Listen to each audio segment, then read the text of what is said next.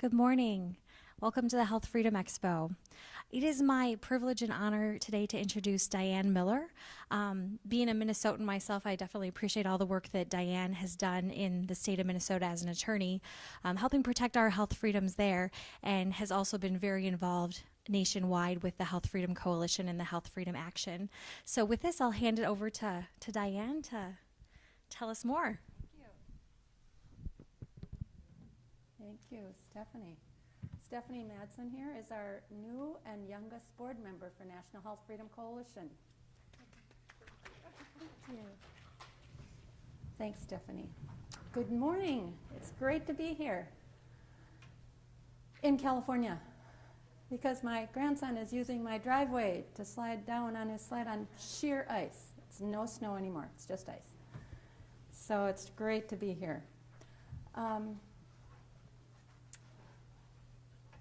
How many of you know Clinton Miller? All right. Well, for the last 10 years since we started this venture of Health Freedom Expo, I have spoke right after him. And today he's not here. And so he is one of my mentors. He's a pillar of health freedom. I'm related in spirit to him. I wish I was part of his Mormon family in Utah. But I just wanted to say that because of the work that he did on the Proxmire bill for 17 years in Washington, D.C., we have dietary supplements. Because of his sign on the back of his truck when he was young saying, the whiter the bread, the sooner you're dead, is what motivated him to go to Washington. And he's taking a little sabbatical now, and we hope to see him next year here. But I just want to take just a moment and send him our love.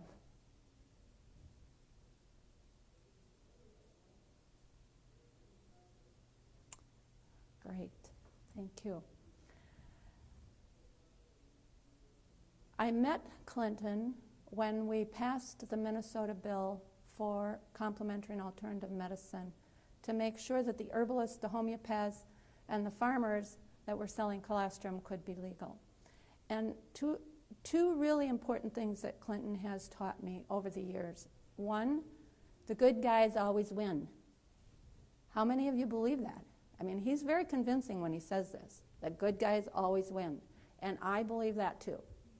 Secondly, legislators are people just like us, and they're good people. So with that foundation, I'm going to start this talk about the politics of medicine. All of us are here, all of us, the legislators, the drug companies, the little herbalists in their backyard, we're all the people. We are the country of the people, by the people, and for the people.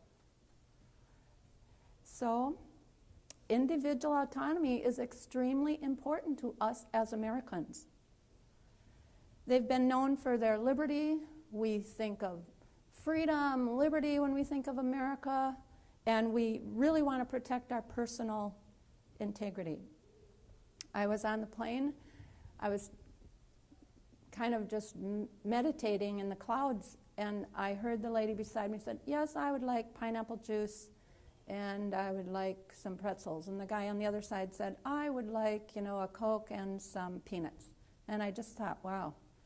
We're all so different. I mean, we could look the same, be from the same family. We're all very, very different. Each person is so unique.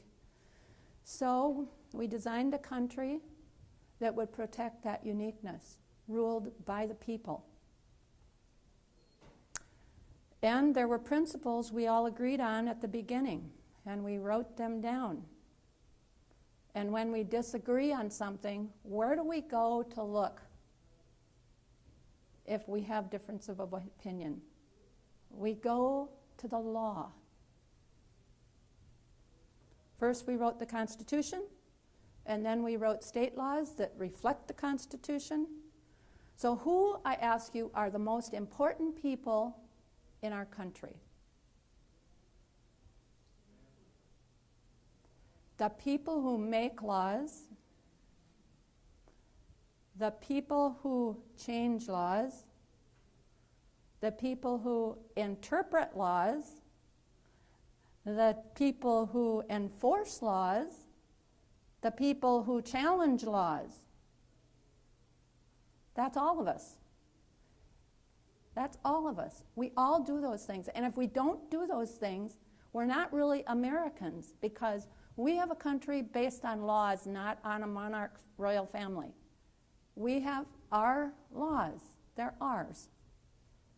I was representing a farmer 15 years ago who was taken off of his tractor, helicopters, 4 federal cars out there to get this farmer, and he was considered practicing medicine without a license because he was telling people that fresh colostrum was good for your immune system. And they had done a 2-year undercover investigation on him. Then they sent the homicide experts of the state of Minnesota after the feds got done, and they charged him. And we spent 3 years trying to get this person free. He happened to have some good connections because he cured former Congressman Berkeley Bedell of Lyme's disease. So we were able to get some support for the case. But that's just a person. And every day, as I sit in our office with National Health Freedom Coalition and National Health Freedom Action, we hear stories. This week I talked to a mom. She had an 8-year-old daughter. She had cancer. The courts were forcing chemotherapy on the daughter. The mom was using alternatives. Child Protection said they were going to take the child away. Amazingly, her husband had some Native American blood, and the tribe is getting involved in this particular case to protect the interest of the family to get alternatives. So in that case, you have to say, what is the law? What are the words of the law that would let a Child Protection Services person come in and take your child away and make sure that an IV of chemo went into your blood? What is that law is my question. I talked to a woman recently, just last week. She has a colon hydrotherapy practice. She talks about nutrition. She's well trained. She's been doing it for 25 years, and the state is investigating her for practicing medicine without a license and practicing dietetics without a license. What is the law? What are the words in the law that would make a colon hydrotherapist lose their 30-year-old business? That's what we have to ask. I talked to a woman and a dad recently in Minnesota, and they were in their homes one day, sleeping, 6:30 in the morning. The doors are broke down in the kitchen, and 4 armed officers come in. They get the kids down there. They don't even let everybody get dressed. They're coming out of the shower, and they raided their refrigerator for raw milk because they had gone and bought some raw milk from some local farmer, but they also brought some milk back for their neighbors, and they were charged criminally for transporting an illegal substance. What is the law that would allow 4 armed officers to come into a private home in St. Paul, Minnesota? That's what we have to ask ourselves, because we made those laws. Those laws were made by us.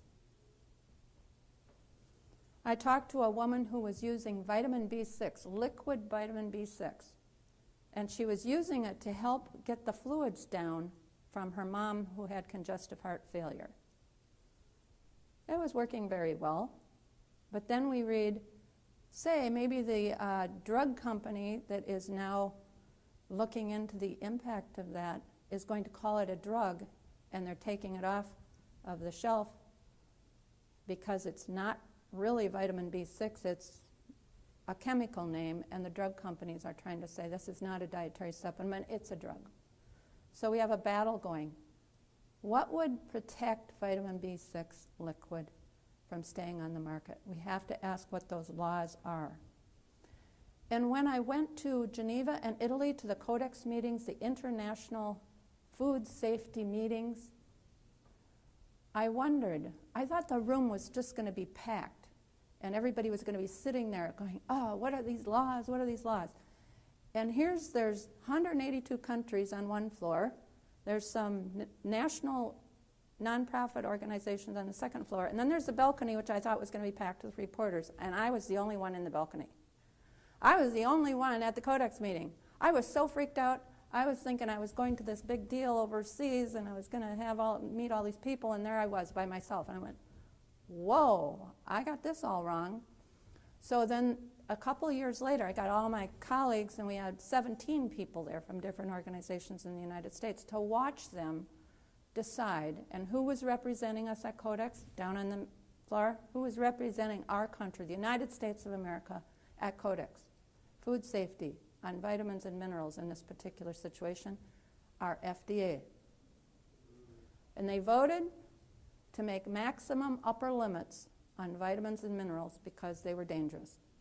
They were presumed dangerous. Now that is the opposite of the United States law. So they were not representing our law, and there was nobody there to watch what they were saying. What do you do about that? What is the law in the United States about the responsibility of our agencies to represent us overseas? Do they have to abide by our law, or can they just go over there and do what they want? So all of these situations that I hear about on a daily basis are founded in laws that are already on the books here. There's other stories, children being forced to get a vaccine before they go to school, employers being forced to get the flu vaccine, employees before they, in order to keep their job. 2 women were arrested in Illinois for blocking the smart meters from being put in their homes, and they were hauled away. Organic farmers are getting their fields contaminated by genetically modified organisms. Retail stores are full of unlabeled, genetically modified organisms. So I want you to know that I think, and our organization, National Health Freedom Coalition, thinks, laws matter. Public policy matters, and what bad people do in lawsuits matters, but what the law says actually matters. And that's what we focus on. How many of you are involved in making laws? Okay. Anybody else? Have you ever written a law and taken it to your legislator? And okay. Well, regular people in America can make laws. That's the beauty of our country.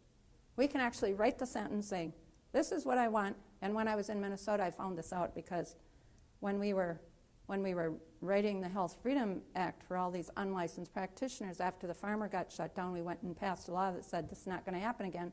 I put in colostrum therapy, you know, because I didn't want him to be shut down for practicing medicine without a license. So laws matter, and you can actually make a law. You can participate in making laws, and I'd encourage you to do that. And my statement about this is, when we arrive at a place where laws are being passed and enforced by special interest groups or by corporate dominance instead of we the people, then we are no different than from whence we came, the British rule. There's no difference. So I'm going to give a presentation with a PowerPoint slides just to give you some examples of laws that we're working on, and encourage you to join a state group, a national group, somebody that is working on shaping the laws to reflect the evolution of our people, to reflect who we really are. That's what we want our laws to look like. So here we go.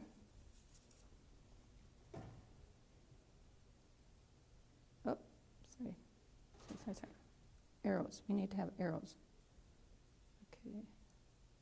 So there. So I'm an attorney from Hamlin Law School in Minnesota, and I became involved in what those laws said when that farmer was pulled off his tractor. I was raised on a farm in Minnesota. My parents had 22 children. I did a